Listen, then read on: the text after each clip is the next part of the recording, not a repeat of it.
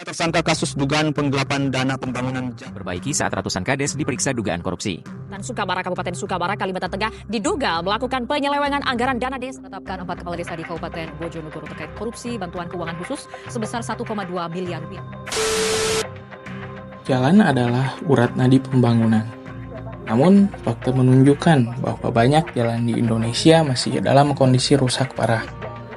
Lebih dari itu, persoalan ini tidak hanya disebabkan oleh faktor teknis ataupun cuaca, melainkan juga oleh dugaan penggelapan dana proyek perbaikan jalan.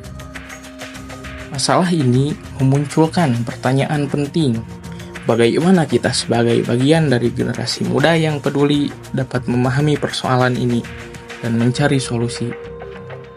Lebih jauh lagi, bagaimana nilai-nilai Pancasila, khususnya sila keempat dan kelima dapat menjadi panduan moral dalam menyelesaikan masalah ini.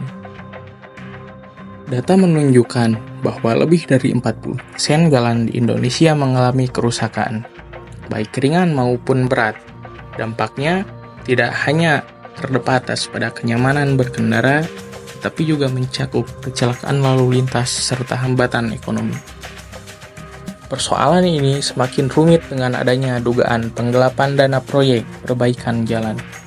Kasus-kasus korupsi menunjukkan praktik seperti penggunaan bahan di bawah standar, manipulasi anggaran, hingga pelaksanaan proyek yang tidak sesuai dengan perencanaan. Lantas, bagaimana solusi untuk mengatasi masalah ini?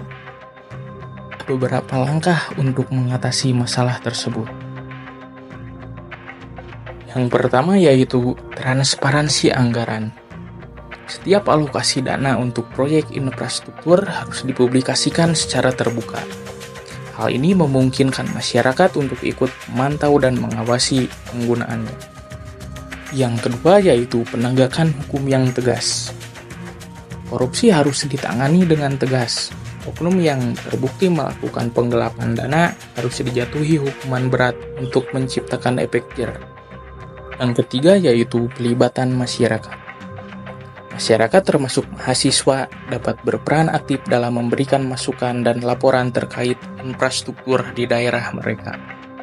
Dan yang terakhir yaitu penggunaan teknologi. Penerapan teknologi seperti sistem berbasis blockchain dapat memastikan setiap interaksi tercatat dengan baik dan sulit dimanipulasi. Dengan ini, transparansi dapat lebih terjamin. Dalam konteks persoalan ini, Pancasila memberikan nilai-nilai fundamental yang dapat menjadi panduan. Sila keempat, kerakyatan yang dipimpin oleh hikmat kebijaksanaan dalam permusyawaratan perwakilan. Prinsip ini mengajarkan pentingnya musyawarah untuk mencapai solusi terbaik. Dalam konteks pembangunan jalan, musyawarah melibatkan pemerintah, masyarakat, dan pihak terkait lainnya untuk menentukan prioritas pembangunan. Serta sila kelima, keadilan sosial bagi seluruh rakyat Indonesia. Keadilan sosial berarti bahwa infrastruktur yang layak harus dinikmati oleh semua warga negara, tanpa diskriminasi. Tidak boleh ada wilayah yang terabaikan hanya karena jauh dari pusat kota atau memiliki akses terbatas. Hal ini mengharuskan pemerintah untuk memastikan pemerataannya pembangunan. Sebagai mahasiswa, kita memiliki peran strategis untuk menjadi pengawas sekaligus agen perubahan. Jalan yang baik adalah hak semua rakyat, dan pengelolaan anggaran yang transparan adalah kewajiban moral dan hukum.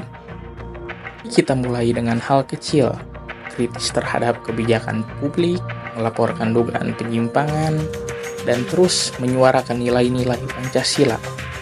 Karena solusi atas masalah ini tidak hanya ada di tangan pemerintah, tetapi juga ada di tangan kita semua.